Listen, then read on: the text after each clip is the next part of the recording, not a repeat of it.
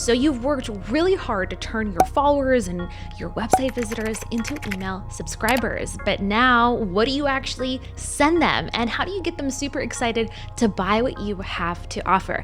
In today's video, we're going to show you how to write an irresistible welcome sequence that gets new leads excited to buy from you. We're also going to talk about what content to send and what not to send to make them loyal fans that want to open up all of your emails. And we're also going to talk about some important email marketing changes that are coming. Actually, they're already here, and what you can do to position yourself to have your emails actually get to your subscribers' inbox coming up.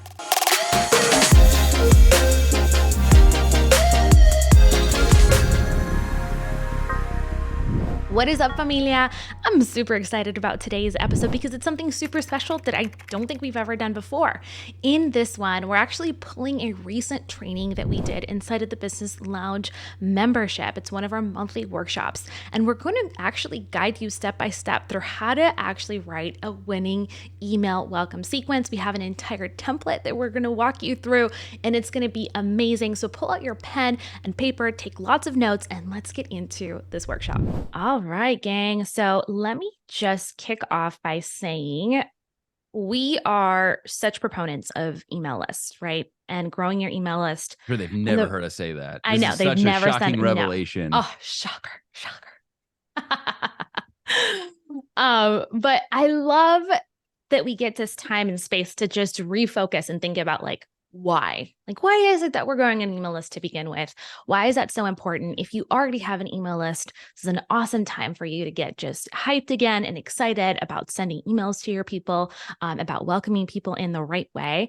If you are new to building an email list, you don't have a list yet, or you're kind of just delving into it. Maybe you have a list that you haven't sent emails to. It's totally fine. This is a good reset framework. And the reason we decided to talk about this today is we've been talking a lot about content, but we want to also think about how do we shift the relationship, and we shift the relationship with our social media followers and our audience and our, blog readers and our visitors and our podcast listeners with email. And so I love this topic as an anchor because it helps you really think about the entire customer journey. It starts with your email sequence, your welcome sequence. So when you think about what that needs to look like, and first of all, by the way, what we're going to learn here today is the following. You're going to write an incredible welcome sequence that does a couple of things. Number one, it warms up your leads, it nurtures them, and it gets them excited to buy from you. That's exactly what a really good welcome sequence should do.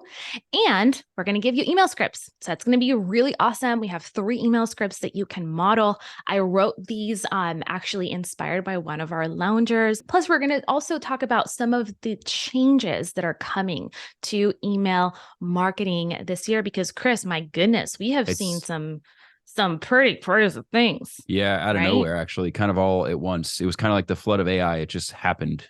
Absolutely. So we're going to talk about what you need to include in your email sequence and what not to include. And we're going to back that up with behavioral science principles. Chris is going to talk to you a little bit about that.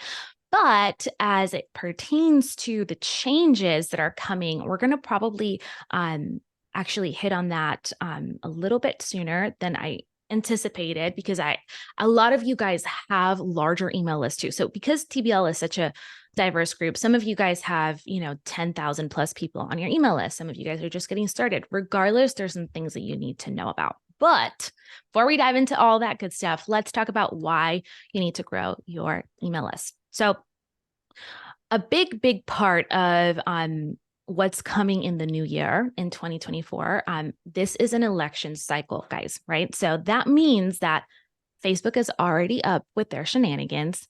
Probably other social platforms are going to follow suit. Chris, we had our Black Friday reel get taken down last week because it didn't meet community standards. Hello? What? So it took us 4 days to be able to post that. And social media is awesome. It helps us to connect with other people. But as we've been talking about for 2 years, it is a war zone in many, many instances. There's information wars happening on social media. That's why we're seeing censorship. That's why we're seeing so much unrest in terms of how big tech is handling the way that we can and cannot communicate.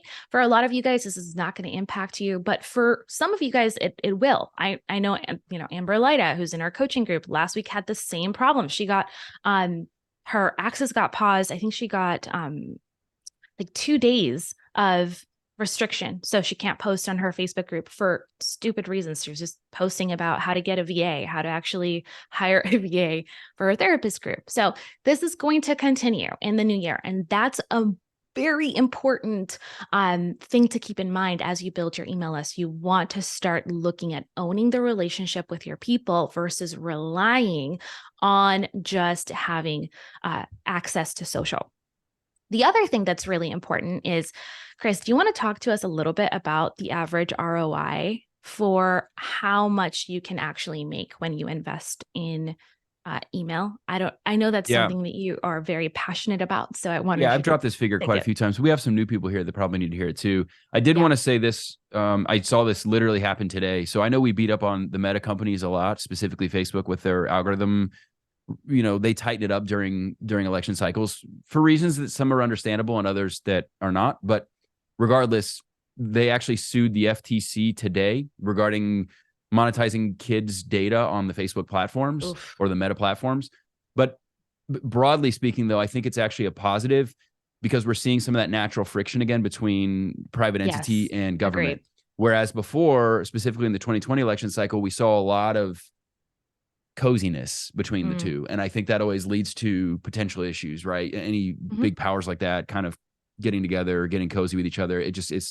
I think there's just needs to be natural friction. So the fact that the meta companies are standing up to the FTC, I think is a big deal. We need that friction. So a positive sign.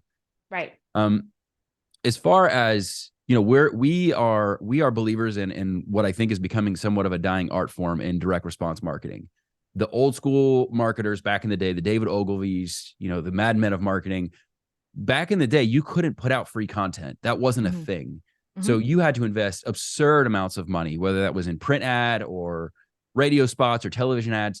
But the bottom line is that to spend that money, you had to get a quote unquote response, right? You had to get a return on investment, or else you spent thousands of dollars, maybe more, and it went straight down the toilet, right? Yeah. So that art form, unfortunately, is somewhat dying. We've gone from direct response to now more so no response marketing is what Kim and I call it. And that we're basically putting out stuff because it's entertaining and we're catering to the algorithm gods, right?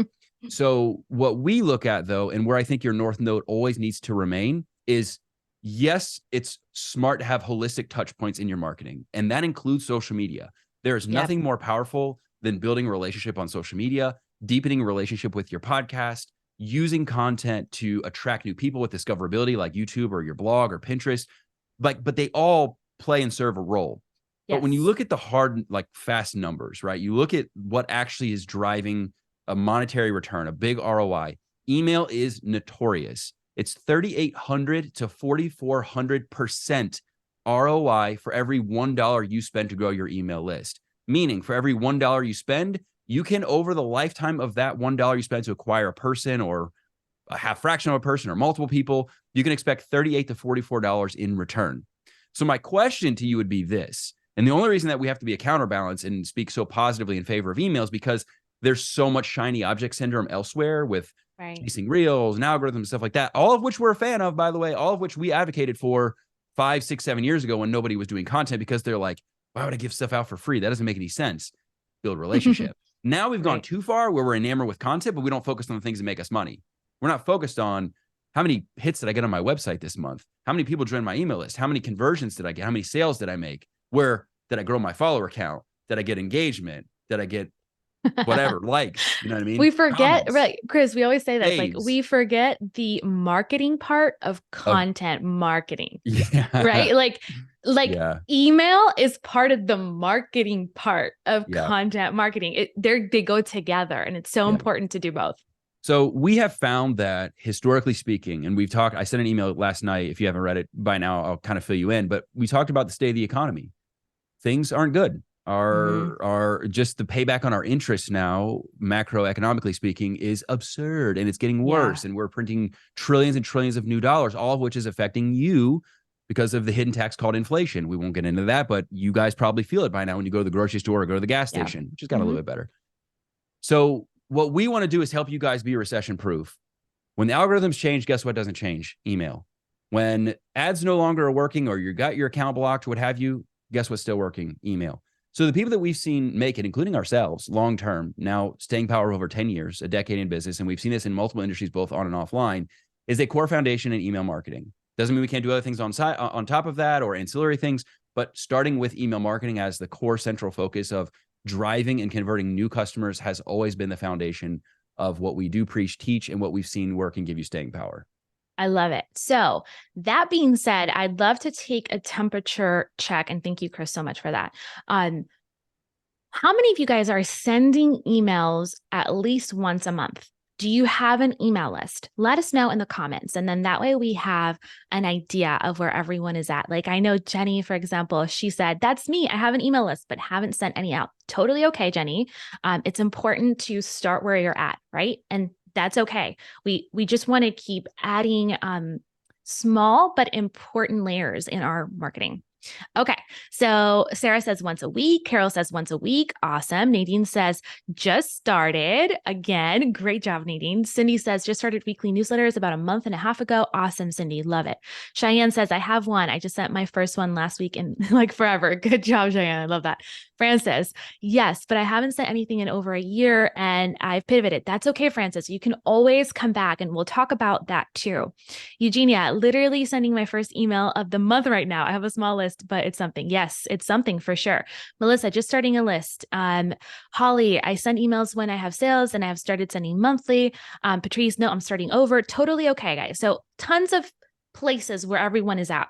Yeah. Just getting started. Yeah. Thanks for that feedback too, guys. That's great. Yeah, so helpful. Just getting started, kind of going in the process of sending more frequently.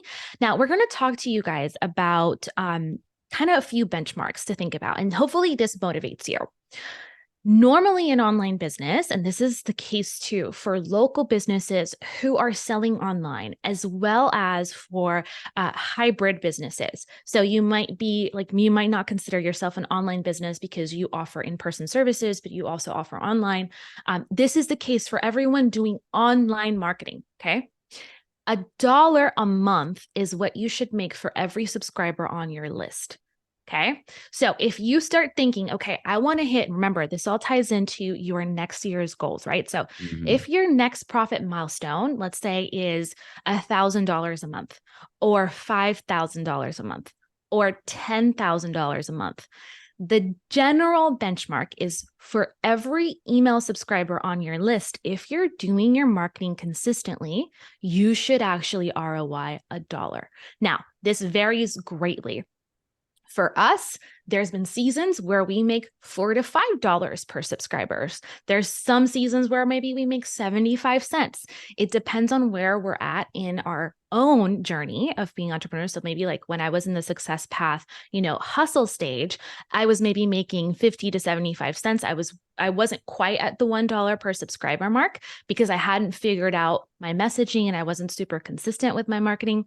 But as I became more and more consistent, that became a very reliable metric. So I want you to think about how many subscribers would you need on your list to actually make recurring revenue if you actually communicate with them and you send them promotions regularly, even if it's not super salesy, just staying top of mind. That should be the benchmark that you're going to hit. And that should actually excite you a lot. In fact, we were just having a conversation, Chris, with one of our TBL coaching clients, and she is so close to breakthrough, but her email list is really small. And so she was like, I just don't understand why I'm not making consistent revenue. And I was like, we just need to grow your email list. That's all we need to do. You have all the pieces in place. We need to make sure that you're sending emails consistently and that you're growing your email list to a point where it actually makes sense ROI wise. So let me know. It got real quiet in the chat. I don't know if everyone's like, Oh my gosh. Let me know what you're thinking if this is resonating, because that's hopefully that's a good sign that everyone's pondering the importance of this. But let me know how you're feeling about that. And then also thinking about in the success path, right? Thinking about always coming back success, but like marketing success path. Where are you at, right? This training is going to be exceptionally helpful if you're from the hustle to profit. Okay, from hustle to profit. If you're in validate or launch, still pay attention, still take notes, because this is something you're going to build in the future, but super applicable. Everyone from the hustle to, so hustle, breakthrough, profit, you need to have a welcome sequence. And it's okay Yeah. if you don't have the perfect one, just having something that warms people up is going to be really important. Yep. Everyone's taking I notes. Okay, I love it. I like using metaphors because I think they can help people kind Yes. of understand. So the way I look at it is, it's like your social media. Let's say you had a storefront, a physical location, right? And you put a little sign guy, you know, the guy that dances with the sign and spins it up his head and stuff. That's social media. You're Yeah. getting a lot of attention and you have a lot of visibility because there's a lot of people driving down the street and they honk their horn, and that's the engagement and the likes and the comments, right? Yeah. Getting them to come off the road and into the parking lot and into the store, that's the equivalence of your email list. Yep. Right now, that's not a micro commitment. Why? Because they haven't spent any money or done anything, right? So, but they're in the store. You've transitioned the relationship from a driver on the road to someone now inside of your store, right? I love that. Getting them to the cash register, that's a whole different ballgame and spending their money, right? Right. But we've got them in the store. Mhm. And studies have shown repeatedly that getting people to change the nature or change environments with you strengthens trust and makes them more likely to commit a micro commitment with you. So if we can take them, and this maybe has happened to you, like think back times where you followed somebody for years on YouTube, or you followed them on TikTok or Instagram, what have you, and you made that decision to follow them somewhere else or to find them elsewhere. The psychology of your relationship with that person changes when you make that decision to follow them elsewhere. You learn more about them, or you understand more of what they offer, what they do, et cetera.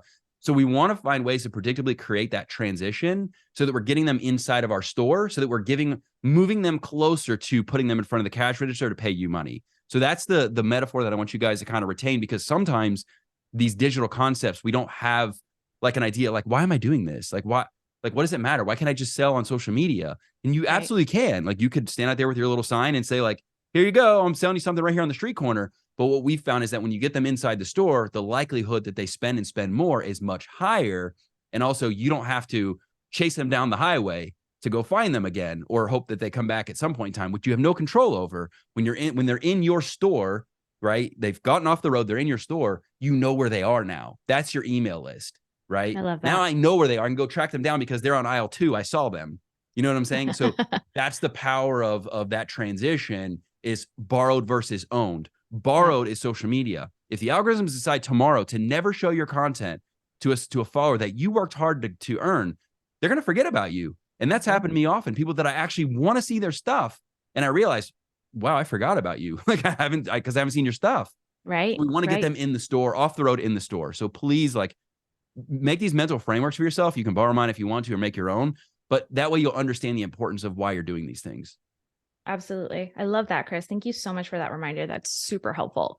One of the things that I want to also touch on, guys, as I know we're throwing a lot at you, and don't worry, we're going to have so many trainings in the new year about emails. You guys dropped some amazing questions that we're going to, please put that in the Q&A. We'd love for you to, get answers to that. Like, for example, Carol says, how do I regain subscribers who aren't opening my emails? We'll talk a little bit more about that as well. But as you're thinking about your different types of subscribers, you have to know that in every email list, there's going to be people who are ready to buy right now. And there's people who are going to be lurking and going to be kind of in the behind the scenes on your email list. Chris, we have people on our list who haven't bought anything from us for years. And then all of a sudden they're like #1 fan, buy all the things. And so it's important to know that not everyone's going to buy from you immediately, but a subgroup of people will. And that's actually really exciting. So you're always nurturing and building the relationship over time with multiple touch points. Now, let's talk about frequency real quick. many of you guys said, hey, I'm not emailing consistently. Maybe you're emailing once a month, or you're just kind of going back and forth with pivoting or changing your business. One of the things that I want to encourage you to commit to in the new year is emailing consistently. And this does not need to be a huge drag, guys. In fact, I would challenge you to think about different things that you can send your email subscribers that don't take you a lot of time. For me, going weekly is a must. Like, we highly recommend going weekly. There's just too much noise in the inbox to go like once a month. That's Agreed. not enough. You can't get away with that anymore. In fact, the trend right now is going a little bit more frequently. In fact, probably what, Chris? The last 5 years, we've seen many of the big names go daily. So they're hyper committed to their VIP people, and there's an ROI there. I'm not to the point where I can commit to that. I'm sure you guys aren't either. So I'm not going to ask you to do that. That's a lot. And it's a more advanced strategy for sure. But most of the e-com brands that you see, if you're in the Express, on the Express 3 times mailing a day. list, we're huge fans. Yeah, they send us 3-4 emails a day. They're emailing all the time. Retailers email very frequently. And so we want to figure out what the best balance is there. I would highly recommend at least once a week, 2 if you can swing it, twice a week if you can swing it. Again, not something that I'm going to ask you to commit to immediately. Baby steps. If you're not sending any emails at all, sending an email is going to be an awesome milestone, right? Like, just getting that next one going. If you're sending once a month, then committing to once a week. Baby steps. Doesn't have to be super overwhelming all at once, but getting you to the point where you're communicating regularly with your people is going to be key. Yeah. And I think the key is doing and kudos for you guys showing up today, because there were probably a million reasons why you wouldn't, because, the holidays and food comas and all that stuff. But one of the things that's going to make a profound difference for you is what we're working on today, which is that welcome email sequence. You've got about a week from what we have learned over the years. You've got about a week from somebody joining your email list to be somebody versus just be somebody else in the inbox. Where in 6 months, they're like, I don't even remember. So I don't even know who this person is, So creating that welcome sequence is critical to establish who you are, why they're here, the value that they're going to be receiving, and moving them towards buying a product or service that you have to offer. Then beyond that, if you don't get that right, then they're automatically cyber dust, right? Pretty much right out of the gates. Yeah. Then it's a matter of consistency and frequency and all those discussions. So you're Yeah, creating the pivotal piece today, which really matters. Absolutely. I love that. And so many of you guys are like, I hate daily. I tend to unsubscribe, says Carol, because it's too much chatter. Katie's like, come using me too often, get me to unsubscribe, drives me nuts. Sarah's like, daily feels intense. Example, Ryan Levac. Absolutely. So guys, as women, we are we market differently and we receive marketing differently, right? It's important to know. I don't know of a woman yet. Please let me know if you know of any women marketer who mails every day. But it's interesting because what's happening is, like, lots of the bro marketers are going daily for a long time. Like Russell Brunson has been daily forever. Ryan Levac, Stu McLaren's daily. And I actually really enjoy the content they send. It's not salesy content every day. It's actually insight and information. Like, I'm part of marketing briefs from Minority Mindset. I forget his name, Chris. Anyway, he has established a newsletter that is the service that he gives. Like, part of his long form content is a newsletter. So that's another trend that's coming in the new year. I want you to be aware of this. Newsletters are kind of coming back. We've told you guys forever, do not ever put your lead magnet as join my newsletter. That sucks. No one wants to sign up for more emails. But if you have an actual segment, meaning like a marketing briefs, where basically you're getting a blog in your email every day or every week, people are starting to subscribe to that because it's easy for them to consume that content in their inbox if they want to hear from you that often. But remember, they're setting that expectation from the beginning. They're like, hey, this is what marketing briefs is. For example, we're going to send you daily tips on investing and trading, and you're going to receive an email at 6 a.m. every morning. Yeah. And that constitutes it.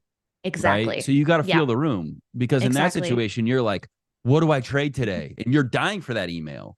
You know what I mean? Absolutely. See, Carol says her people look forward to it. Yeah. Because, you know, or maybe that was, sorry, that maybe that was someone else. That might have been Cindy. I might be wrong. But some of you guys send your newsletter every week and people look forward to it at the same time, the same day. That's actually really good. Yeah, So that's that's a good trend that's practice. coming down. That's a good practice. I love that. What else is working right now? Okay, so we talked about emailing at least once a week.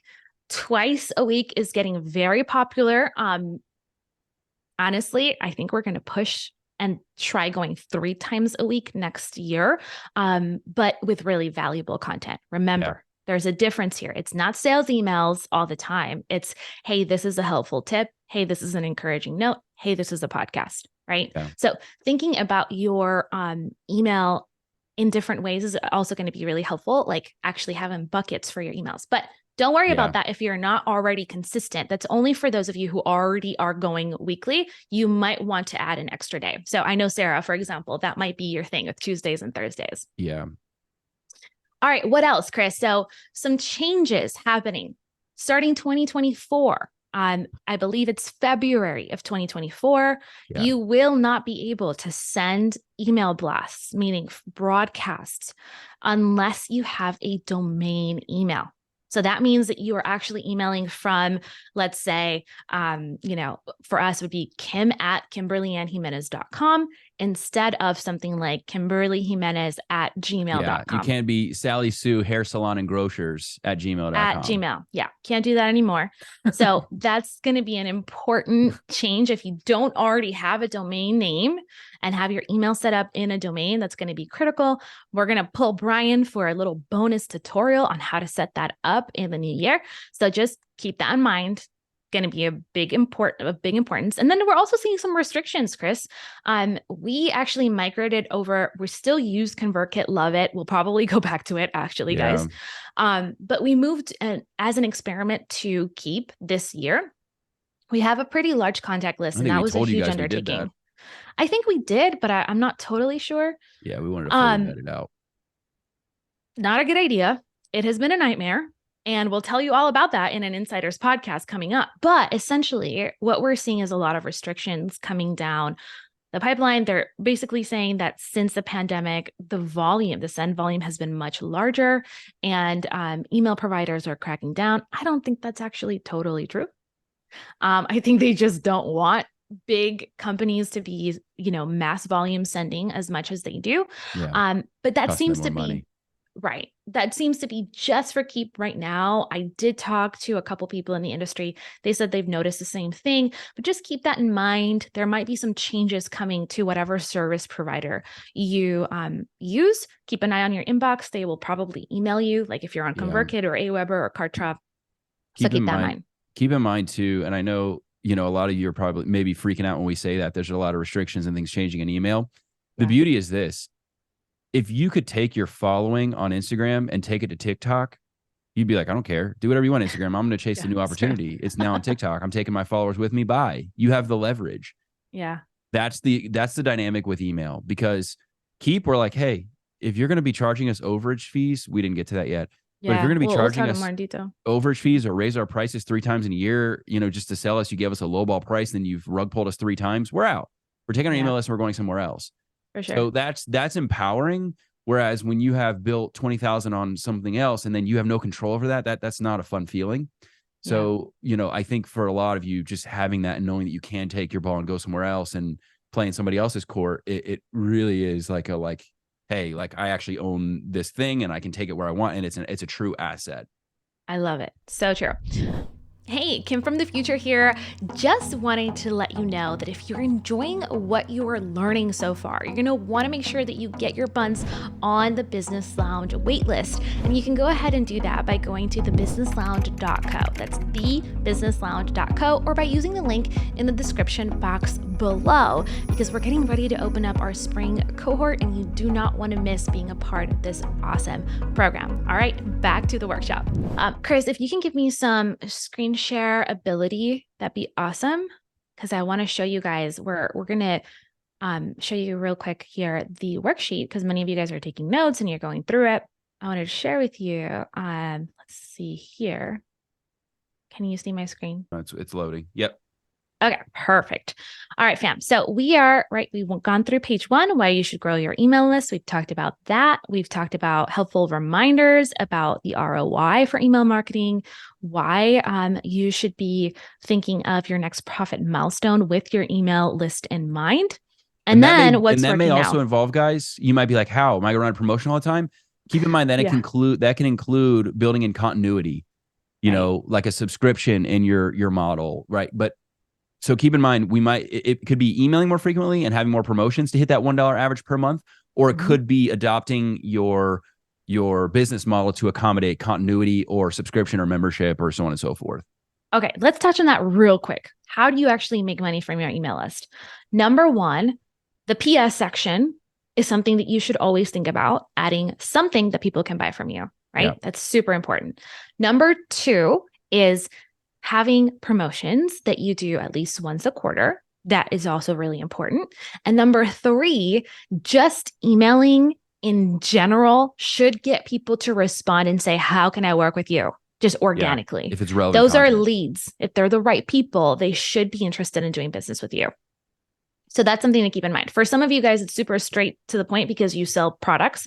And so it's like they're signing up to your list because they want discounts or they want to hear about new products. Exactly. But for everyone else, we'll talk more in detail about that. Go ahead, Chris. That's where TBL Plus is going to be really powerful for a lot of you because we can help you determine what that looks like for your specific business. Yeah, for sure. And if you're not in TBL Plus, we have some really good resources for you guys, even linked here on page 3, going through the master email marketing course. That's going to really help you understand how do you actually monetize your email list. But if you have questions about that, let us know. We'll address them. Okay, so we talked about what's working now. We talked about what's changing for email marketing. And now I want to talk about the 3 emails that we want to make sure you're including in your welcome sequence. Now, there's so much to talk about email. We're going to have other workshops, but today we want to focus on just setting up the foundation with how are we going to welcome people into our world? How are we going to make that happen? So there's 3 emails. You could make your welcome sequence much longer than this. You can, kind of change and adapt how you do it. But this is the foundation: the intro email, the value email, and the offer email. So intro email introduces your company and delivers the promise. The value email delivers a lot of value, of course, and showcases your personality. And then the offer email just introduces an offer or next steps. So depending on where you're at in your business, maybe you don't have an offer yet, right? So maybe the next step is just to watch your YouTube videos or build a relationship further with your podcast or, check out a blog. If you don't have any long form, that's okay. The next step is just to look forward to your next email, right? With helpful tips and information. So that's something to keep it out here. I know. So I want to clarify because I don't want you guys to end up with 6-month welcome sequences. No, we're not doing that. And I love you, and I love you guys, but that we've seen people that are too afraid to propose the ask. How long should the welcome sequence ideally be? Okay, it depends on how aggressive you want to be. Like, I think as girls, we get a little nervous about sending people too many emails, and I am. How do I explain this? Okay, I have dual personalities in the sense that she's part bro. I'm part bro and part like nurturer, girly. Like, there's 2 extremes with email. There's the, in my opinion, there's like the empathy overdose with girls, where it's like, it's a novel, gossipy, like all in the feels, hyper long newsletter or emails. Every email has to be emotional and like super cheeky, girly. I'm totally cool with that. Like, that's your style. Awesome. That's not my style. I am in between the bro, where like I am way more aggressive with frequency and I'm cool with that. And my audience knows that I'm that way. And I like pitching and I have no problem selling you things. But I'm also like cute and I like having, that relationship and using cheeky copy sometimes. So I'm kind of a blend. So it depends on your specific style. So for me, my intro welcome sequence, our intro welcome sequence is 5 days and it's daily emails that lead right into the offer. And the reason for that is the first week of someone joining your email list is critical. If you think about it like an actual relationship, social media, I hate saying this, but it's true. Social media is kind of the party, right? Like that's maybe like, I hate using this, but like, think about like any social club, like church or the bar or a party. That's what social media is. And then the email is the date. They're dating you at that point, or like going on a date. It's not that you're dating, it's that you're going on a date. The sale is actual like marriage. Boom, right? So you can't, not everyone is ready to go straight for marriage when they meet you. They want to probably go on one date, and that's what the welcome sequence is, right? Email number 1 is probably date 1, date 2, date 3. And then from there on, if they stay on your list, you're dating and you're getting to know the person. And you might date for 3 years before you commit to marriage. You might date for 2 weeks and you're ready to go, right? So that's kind of how the analogy works.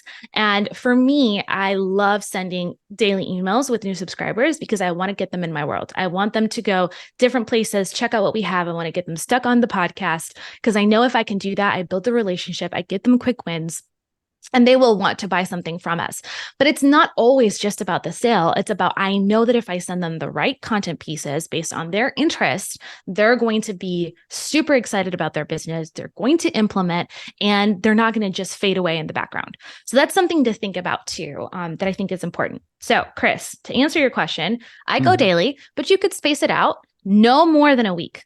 Okay. Meaning that's my thing. I'm 100% agreeing with that. No more than a week. No more than a week. Yeah. Meaning, I do not want you sending your welcome sequence one email, then 7 days later, another email, then 7 days later, another email. That's not going to work. No. That first week is the most important. They're super excited to get to know you. Exactly. They're expecting emails from you. It's like dating.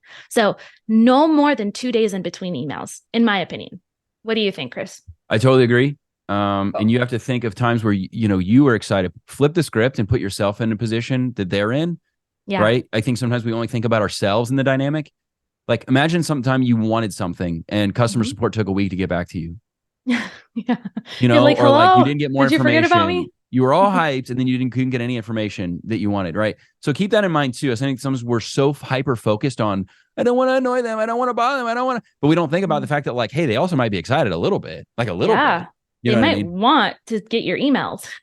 Yeah. So just from some healthy perspective, I think. For sure. So to kind of just go through that, right? We have here, email number 1 is the intro. So email 1. Boom. In between email 1 and email 2, no more than 2 days. Ideally 1 day. So I would do day 1, day 2, day 3. Right? If you want to go in that direction. Otherwise, day 1, day 3, day 5 for the emails, right? So the intro email, then you have email number 2. Yeah. Here, and that is the value email.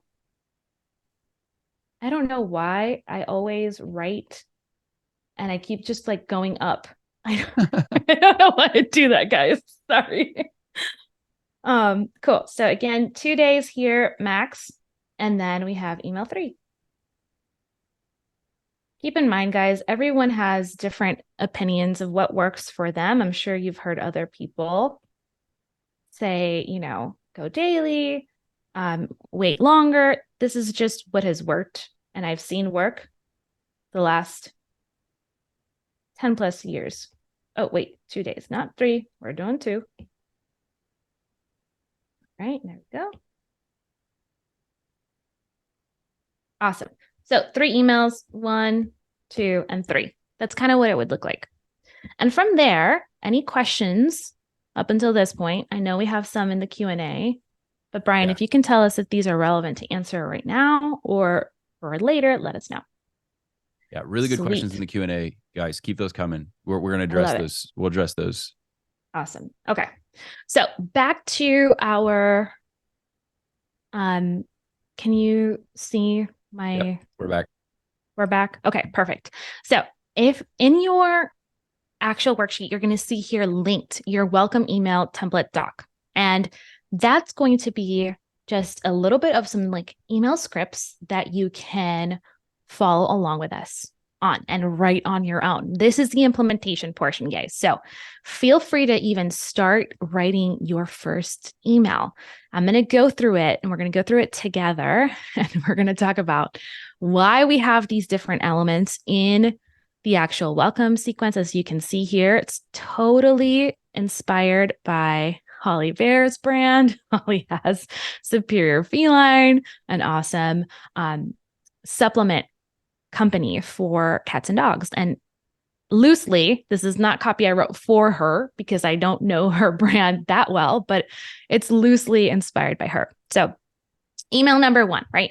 We're in the process of actually introducing ourselves. This is what we're doing, and we're delivering on the promise. Now, something that's really important in email 1 is you may or may not be delivering a lead magnet. Most 99% of you guys are going to be delivering a lead magnet. And so email number 1 might be customized to a specific lead magnet. However, you can have a generalized welcome sequence too, where email number 1 in all of the lead magnets that you have delivers that one lead magnet. And then you put everyone else through email 2 and 3, and it's a generic email. It's not necessarily related to the lead magnet. Go ahead, Chris.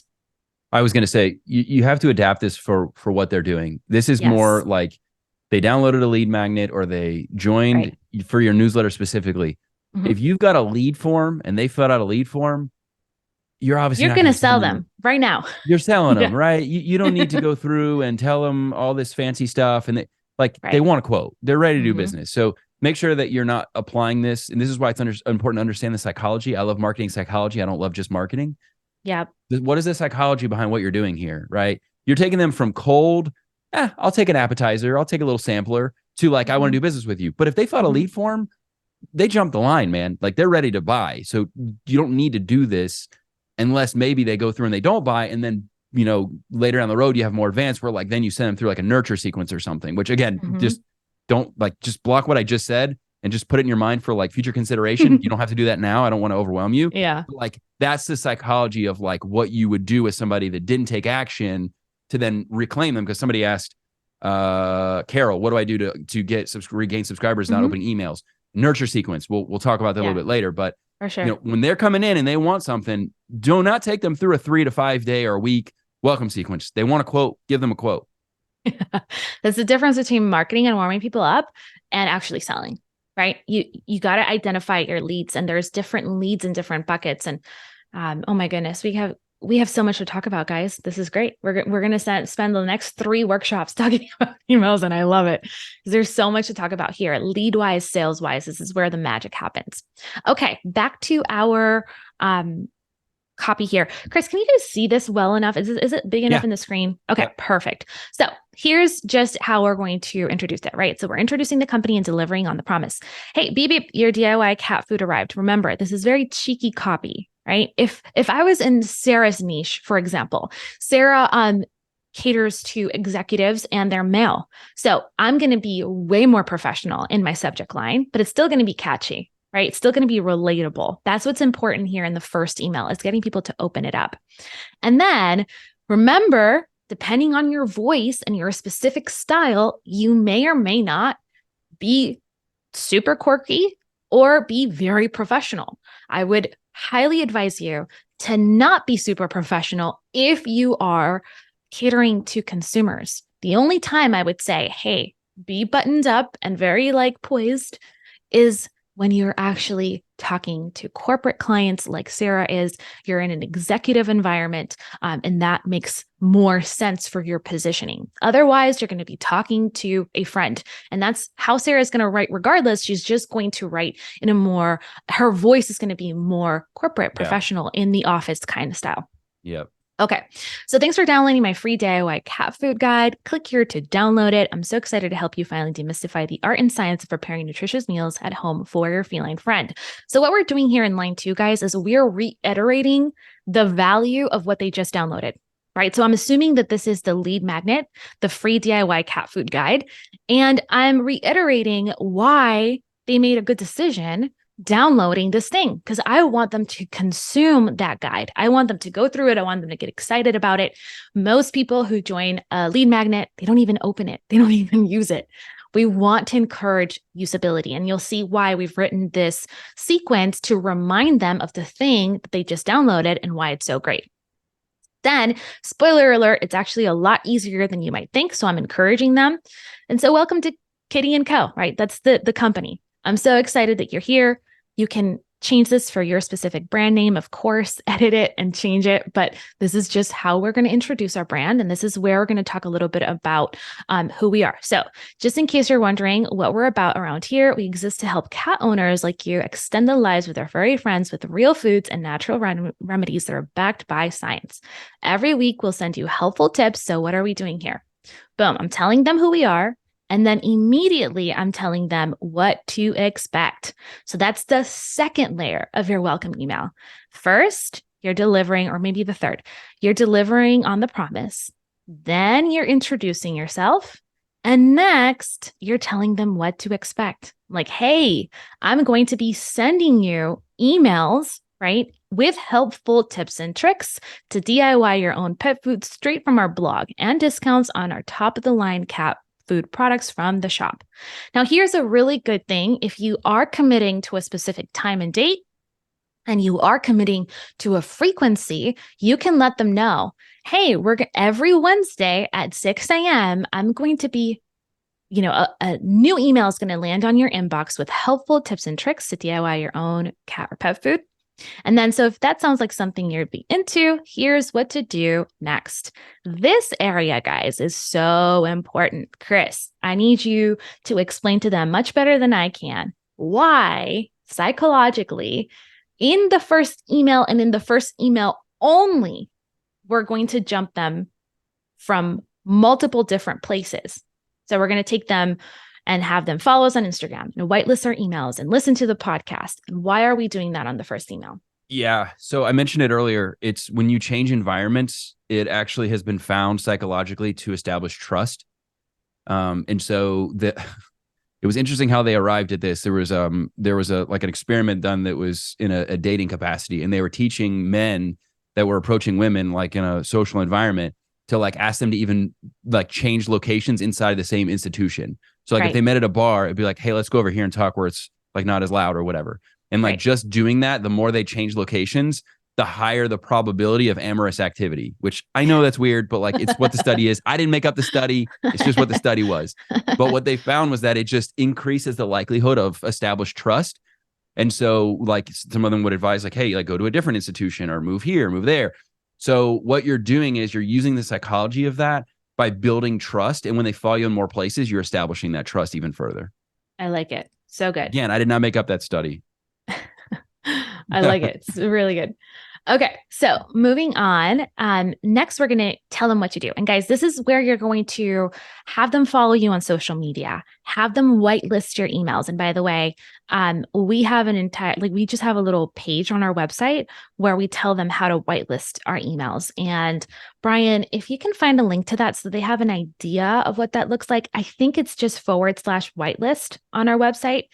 I don't know if you have a chance to check that out, but that would be good for them to see. And so from there, you can also just tell them, hey, if you're on Gmail, move our emails from your updates tab or your promotions tab to your main tab or your main inbox so that you don't miss them, or star our emails if you're on Gmail. That's the whitelisting process so that it doesn't get lost in the spam box. And from then you're like, hey, I'm going to send you to some long form content if you have it. Tune into our podcast, The Cat Chat, where we answer some of your most pressing questions about caring for your faithful feline companions the way nature intended it, right? So you're just adding some personality and just getting a feel for who you are in different places. We want them to follow you on social. We want them to go through, the actual whitelisting process. We want them to listen to your podcast, and that's it. That's it for the first email. Then there's a little, hey, P.S., look out for an email from me tomorrow. And if you're not going to send them an email from, tomorrow, maybe look out for an email from me in a couple days with even more tips to help you make those yummy meals at home for your cat full of nutritious, delicious, and real food products. That's it, right? That's basically it. At the end of the first email, you're giving them curiosity and continuity for the next one. And then we're heading into email number 2. Chris, could you maybe switch to email number 2? All right, email number 2, the value email. Let me zoom. Okay, so now you're following up and you're creating that curiosity from day 1 to day 2, right? So they're expecting something from you. So you're creating that anticipation. That's great. Something's coming tomorrow. Make sure you're checking it out. Well, all you're doing here is you're delivering on that promise, right? Here's what I promised I was going to deliver to you the next day. It could be an extra bonus. It could be a resource. It really is contingent upon your business and what it is that you actually provide or what it is that you do. So we can give you some different ideas. If you're in TBL Plus, that's definitely something we can talk about. But if you're not and you just want to use TBL Social, you can also use that as well to come up with ideas here. So it's, hey, it's Allie from, insert your company name. And you want to make sure you do this, by the way, early in the onset, because they might have already forgotten. Let's not assume that they know who you are. So make sure that you're giving them multiple touch points. This is me from so-and-so. Even when I write Kim's emails sometimes and I'm writing something on my own, I'll even say like Chris here, you know what I mean? From Kim & Co. So like people, maybe they don't know me, but I'm giving them that context. How's it going with your free copy of the DIY cat food guide? This is just to make sure, by the way, that they actually did the thing, right? So you want to make sure that they're using the resource, because why? If you handed somebody a teaser and you're working at the food court because you want them to buy your meal, well, you want to make sure they actually ate it. You know what I mean? So they're interested in buying a meal with your brand, right? So this is making sure that they actually consumed, no pun intended with the cat food guide, but that they actually did consume your copy of whatever it is you gave them. Making sense so far? Do you have any questions? Feel free to hit reply. We love answering questions. So again, just reinforcing that they've used the thing. Also, as promised, here's 3 of our best free episodes from our Cat Chat podcast that will help you crush it with your cat food. Episode 10, 3 must-have ingredients every cat needs to thrive and 1 they don't. Episode 41, warning, avoid these deadly ingredients in cat food and what to do instead. Episode 27, can you really cure the most common kitty illnesses through food? Now, what I would do is pick maybe 3 of your more popular episodes, or pick 3 that address objections that you know people are going to have, right? That could be time-sensitive ones. So like right now, it could be like an economic one, right? Like why now is the best time to double down in your business and not play scared, right? Like that would be one maybe that we would use that's time-sensitive. In this particular case, I love that this is like, avoid these deadly ingredients in cat food. Like, wow, I don't want my cat to die, like, or have, deadly ingredients. Like, what are those things? So you're raising curiosity, right? What do they need? Right. So maybe people you find that they're confused. Like, I don't even know what to feed my cat, because, and this is another layer of psychology with marketing, but this is a very, what we call solution aware market, cat food specifically. Everybody knows what cat food is. Nobody doesn't know what cat food is. So what you want to do is you want to talk to people why you're different, because different is how you stand out in a solution aware market, right? You see this with, I use this example all the time, weight loss or gyms, right? They tell you how they're different. It's the Orange Theory. It's the F45, right? Those are mechanisms that explain why that gym is different than all the other gyms that you've tried and maybe didn't enjoy in the past, or you couldn't get the full benefit of. So when you talk about 3 ingredients that they must have, and when they don't, you're setting yourself up in that content to say how yours has those things and why it's different than the other products that are on the market. See how you kind of tie it all together and start bridging them to your solution? So that's the psychology that you want to have when you're writing these things, is taking them from curiosity and concern into how you're different and what your product provides in the marketplace that maybe they weren't getting before. I love or that. Service. So good. And then, can you really cure the most common kitty illnesses through food? Maybe they have a cat. Maybe you find a lot of people are coming to you. In this case, it'd be Holly, that they have a cat with an illness and they're wanting to give them a more healthy diet because the doctor said they're going to have to be on pills the rest of their lives or have some crazy procedure done. So maybe that's what you find. Like 60% of your people that are coming to you have cats with illnesses. So you want to address that. So you're not just giving them content for the sake of content. You're giving them content for the sake of leading them to your product and countering the objections of what they likely have, just to restate. Okay, the perfect companion to our DIY cat food guide that you just downloaded. Enjoy. P.S. Be on the lookout for something special dropping in your inbox. It's a little thank you for being part of this community. And then boom, we're into introducing the offer. So we're giving them value, giving them a lot of stuff they can do, making sure they use their freebie that you gave them if you did bring them through a lead magnet. And then boom, day 3, we're setting them up for the offer. So Kim, if you want to jump back in, you can take it from there. Yeah, I would love to. But of course, my computer, as I'm about to jump in, is Oh, just she's done again. All right. frozen again. All right. I'm so sorry. All right, I'll keep going. Now this is a question that we can have, right? We said 3 to 5 emails. So you could continue the value. It really sometimes also depends on, well, for one, what's the price tag of your offer? If you're going to be asking for $10,000, you may need to warm them up a little bit more, right? You may need to do some segmentation. There may be other parts involved. If you're selling them a $30 bag of cat food or whatever your product is, right, or your service is, you probably don't need to give them 12 emails and full week or whatever. You probably want to get to the point more quickly. In fact, you may actually annoy them because they're like, dude, I just wanted to buy your stuff, and like you just keep sending me all these podcasts to listen to. So play around with it and see. You also want to look at your data and see, like, okay, do I get big drop-offs, right? On the second day of the automation, do I get a big number of people? Does it go from 65% open to 10% open? Because then you're not bridging them to the next email appropriately. But if you had 5 emails and they're dropping off after 3, you write in your welcome sequence, then you're like, okay, let's tighten this up or figure out how to get to the point quicker or bridge them more effectively. So it's going to be trial and error. I'm not telling you you're going to get this right out of the gates. The key is to test and refine as you build these things out, right? And let the data lead you where it leads you. So as mentioned, a special gift for you inside. As promised, I also have something pretty amazing for you today. As a special thank you for being a new subscriber, I wanted to invite you to enjoy 30% off Ultimate Cat Food Vitamix. It's the perfect way of ensuring your furry friend gets all the vitamins and minerals they need to thrive without stressing about whether your DIY food has everything they need, right? Imagine never having to measure and mix and worry about whether your furry friends get enough omegas or vitamin A or the calcium they need to build strong bones. That's exactly what our Ultimate Cat Food Vitamix provides. So you see how we're explaining the details of the product, but we're also incentivizing them with a discount off. That's a really powerful stack. So when you're building this for yourself with this template, you want to make sure that you're taking time once you tell them what it is and you're incentivizing them for buying, why it matters. Right? Why does this matter that I'm buying this thing? Make sure you do that. That's really important. Simply open the package, mix in the appropriate amount into your DIY cat food, and you serve. Right? So in this particular case, we're actually simplifying. We're making sure that they know exactly what to do. This actually is crazy, but when people, speaking of psychology, when people are in a state of uncertainty, what they do is they don't take any action at all. And we even do this on our sales pages where we say, like, click the link here, fill out your form. You'll get an email afterwards within a matter of minutes giving your login information. Just giving them that step-by-step removes the uncertainty, which increases the likelihood that they take action. So really important that you make sure that you're telling them exactly how it works, not just what it is and why it works or why it is the way it is.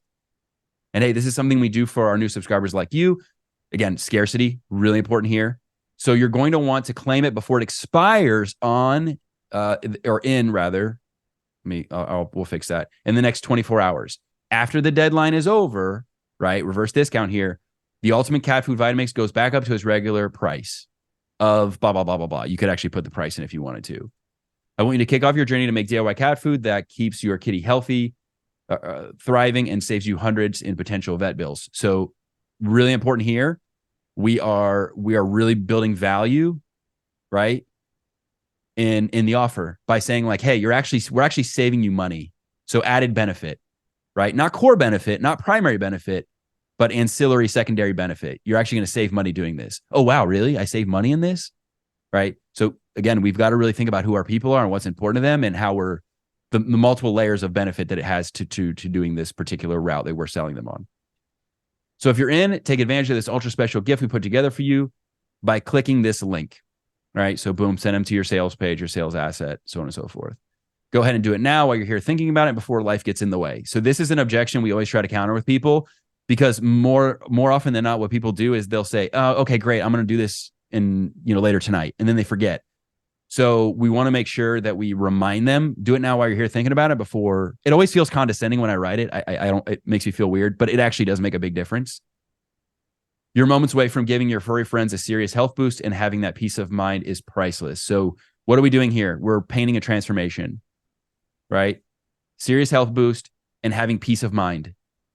right? If you find your people are worried about the health of their feline friend and so on and so forth, this is a transformation. It's peace of mind. That's what they're really looking for. I know I'm giving my cat the best life possible, and I'm giving myself peace of mind. That's what you're really selling. I can't wait to support you and your furry friends' health for years to come. P.S. If you want instant access to the most complete, blah, blah, blah. So this is for people that scroll through emails that aren't line by line readers. You always want to summarize at the bottom. You'll see this in our promotional emails. It will recap it at the bottom in the PS, because a lot of people, what they'll do is they will just scroll to the bottom and be like, they'll try to figure out what it is without having to read it because they're just, that's who they are. They're death scroll people. And those are a lot of people like that, specifically now with the inboxes being as full as they are. So you really always want to recap your offer and the added benefit in a quick summation at the bottom. I love it. Good stuff. All right. So that's the end of the welcome sequence. Awesome. So I love it. Let's get into questions and answers, guys, because I know this is heavy. This is some heavy lifting, but we're going to walk you through it. Don't worry. Okay. Let me see questions, Chris. Since I exited out, I can only see Nadine. So if you can just read some of them. Yeah, sure. Okay. So I'll go from top to bottom. So Sarah, really good question. I'd love to know the typical growth rate of an email list as a benchmark. What should percent I aim for? I think you meant to say what percent should I aim for of email list growth? Yeah. Chris, you gave us a really good benchmark in the, I believe, traffic bootcamp that we did last year.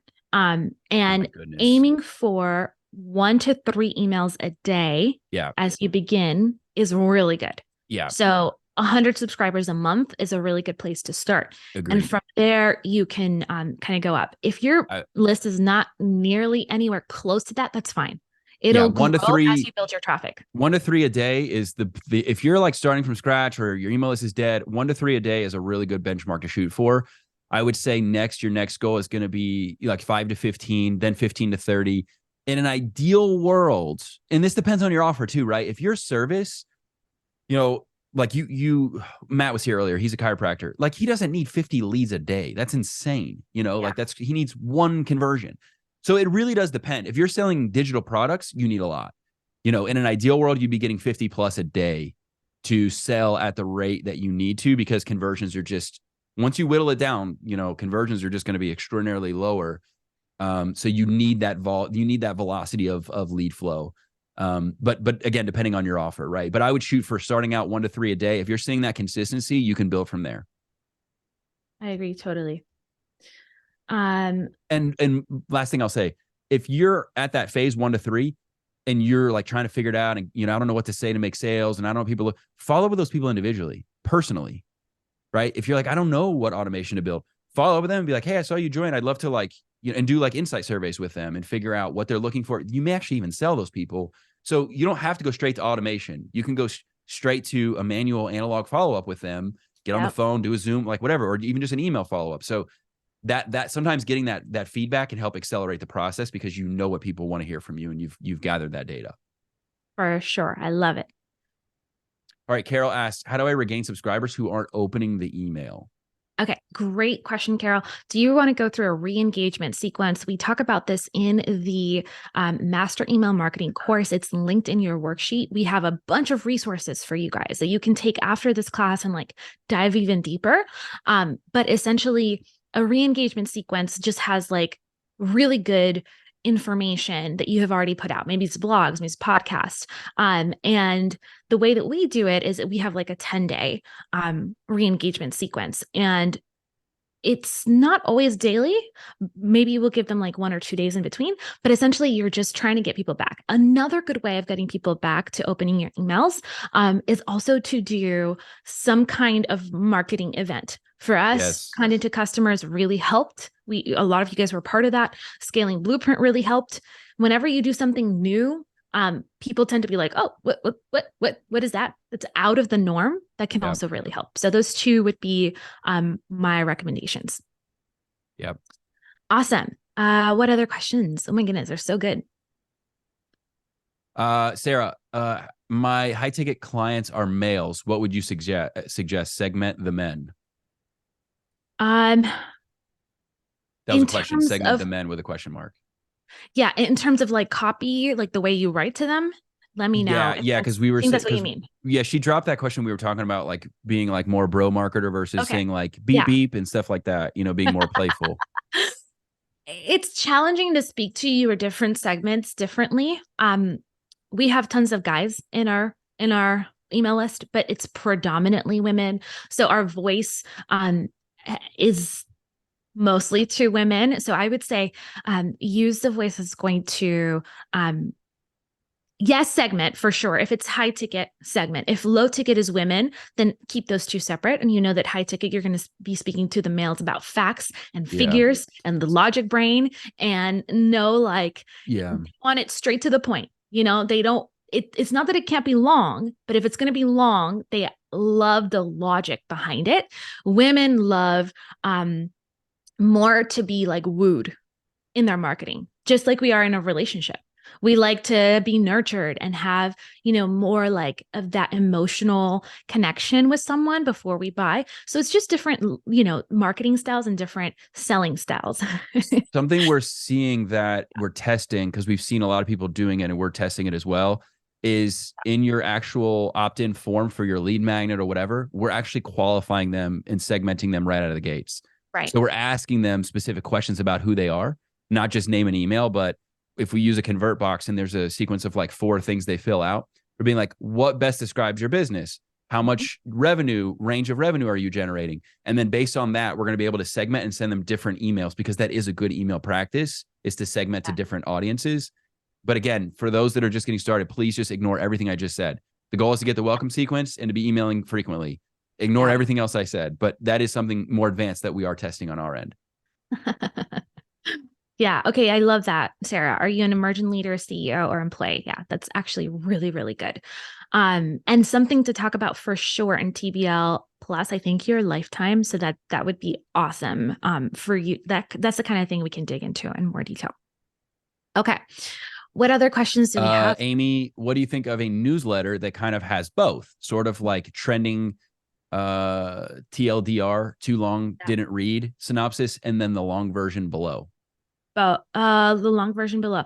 Yeah, that can work too, actually. If your audience is into it, it's just everyone is in different niches, right? Like because you are more in like the business, you know, business to business side of things, I think your people could really dig that. It just depends on how you onboard them. There's also something to be said about doing a blog and then writing a synopsis in the email, and then if they want to read more, they go to the blog, because then you're taking advantage of search. So I want also getting them used to go to your website. Yeah. So I don't want to see you I don't want to say wasted effort. That's not fair to say. But if you're going to write a too long didn't read version, I'd like it to be searchable. And then if they're curious, then you're getting an added benefit, 2 birds with 1 stone situation. For sure. I totally agree.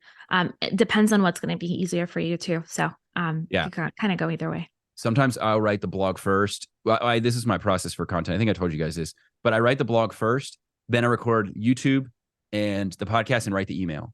Right. And I can create 4 pieces of content. Boom. But I start with the blog, because then I take bullet points from the blog that I wrote that I'm going to cover on YouTube.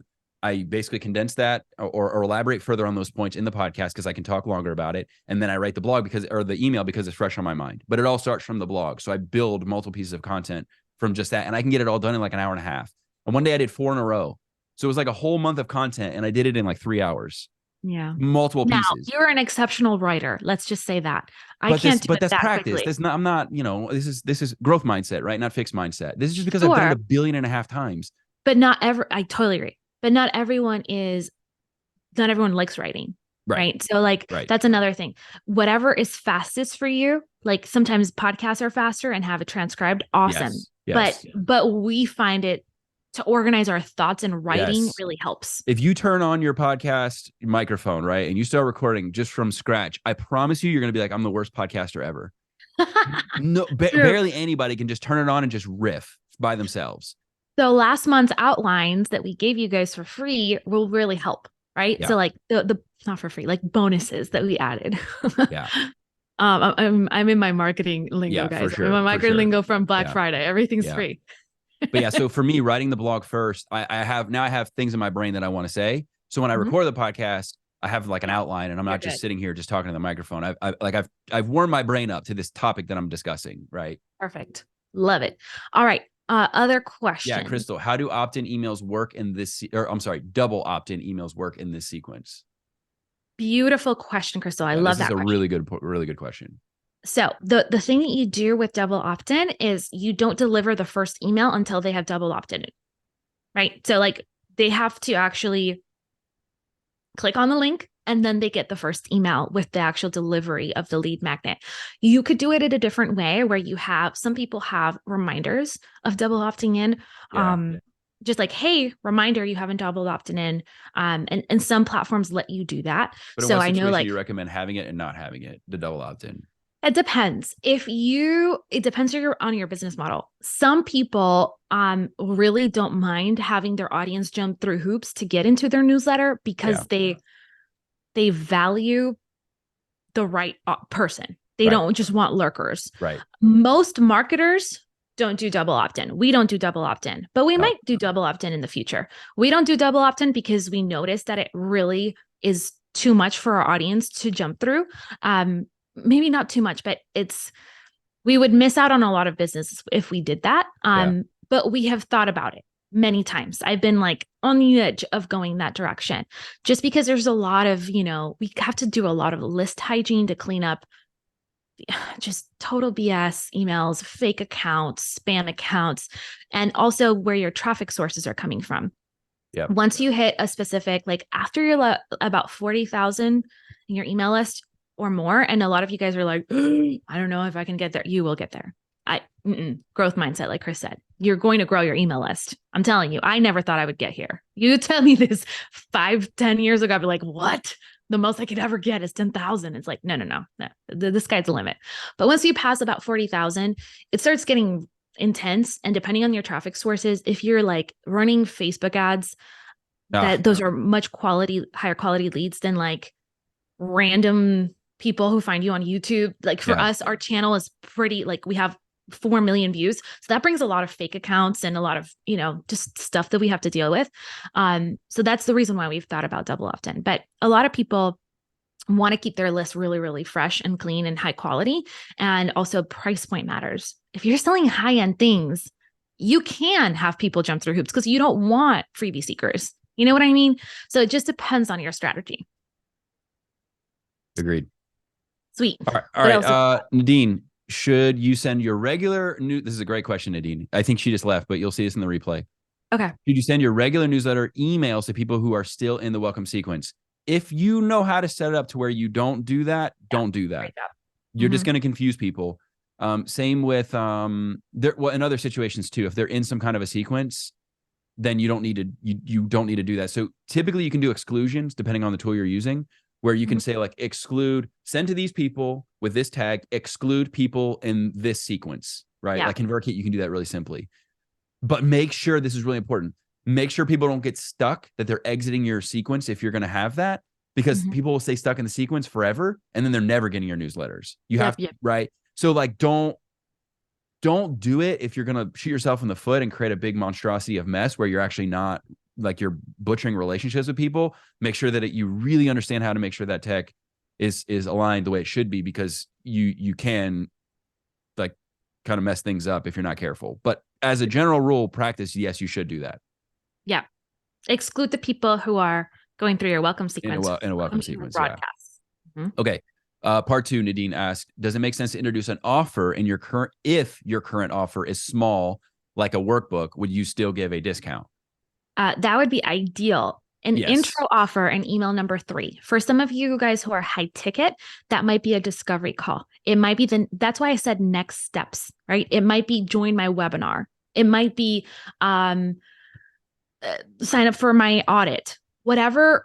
High ticket folks. So high ticket meaning $1,000 or up, right? Depending on the actual service that you offer. If it's not a course, then that's something that I would do. But if you have a low ticket offer, an intro offer, this is a perfect time to do it. So yes to the workbook, 100,000%. And then you don't have to give a discount. You could if you wanted to. So what we do is we do a reverse discount where we have like, hey, it's $67, but 3 days from now, it's going to be $97. You can also just do a bonus. Usually if you have something that is a no-brainer, that's like an irresistible offer, that's where you want to change the relation. And remember, we're trying to go from total stranger to first date as soon as possible, right? That's social media to email subscriber. And then from email subscriber, meaning first date, to marriage. I know that sounds crazy because there's usually like years in between. But in online marketing, more and more and more people want to jump through less hoops and they want access to what they want now.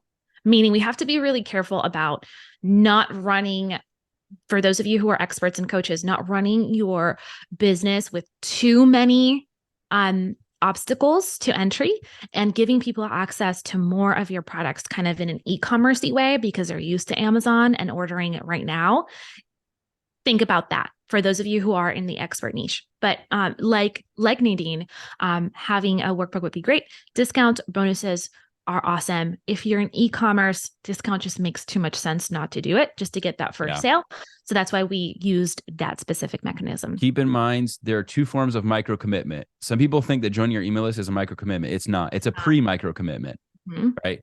So, and I just made that term up, by the way. That don't go say it to anybody. I made a pre. If you tell somebody pre-micro commitment, they'd be like, "What are you talking about?" That's a Chris thing. My two micro commitments, true micro commitments: scheduling something, buying something. So Tripwire offers sometimes, like Kim's talking about, is a fantastic way to get people to make a micro commitment and then ascend them to higher things, or getting them on the schedule for like a discovery call if you have like higher ticket. Those are the two major, or like, committing to come to your live workshop, your webinar, right? Those type things. And sometimes you'll see people do this, by the way. They'll commit to come to your webinar, and what's the first thing they do? They put you in front of a Tripwire offer. Yeah. Two micro commitments, boom, because you're invested now, right? Yeah, for sure. So really important to keep those two in mind. Okay, Patrice, I think she just said my question got answered, but just so everybody knows what she asked, and we definitely already covered this. What advice do you have for someone that needs to rejuvenate the list? Do we still utilize the welcome sequence, or is there a different tactic we should use? Yeah. So definitely use the welcome sequence for new people because that's what is onboarding them the right way and warming them up. Yeah. And then definitely the nurture sequence that we talked about. Right. I mean, re-engagement sequence.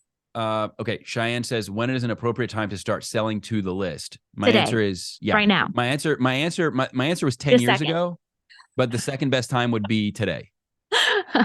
I know. Listen, Cheyenne, I know it feels weird. You should go listen to my podcast on, I'm going to pull up the actual number, but essentially it's basically like, hey, I ghosted my list. What do I do? Or like, I ghosted my social. What do I do? How do I come back? There's always this like weird guilt that we feel. Oh, I haven't nurtured them.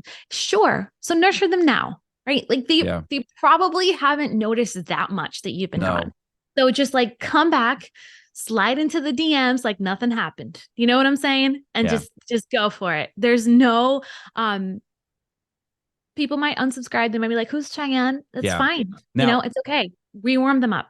Now, keep in mind, Cheyenne, so yes, it's the best time to start selling them now, but keep in mind, if they are a little bit cold, you might need to warm them up again before you just start asking them to buy something. So maybe you do a live workshop like what we're doing right now, like you host something like that and you invite them there, and then you're like giving them updates on things and you're giving them value. And then that like takes them from cold, like ice cold, if you haven't emailed in a while, to like super hot and ready to buy. You know what I mean? So hot and ready, right? Little Caesar style, hot and ready. So Amy Lynn says the prodigal son sort of thing. I like it. Yeah.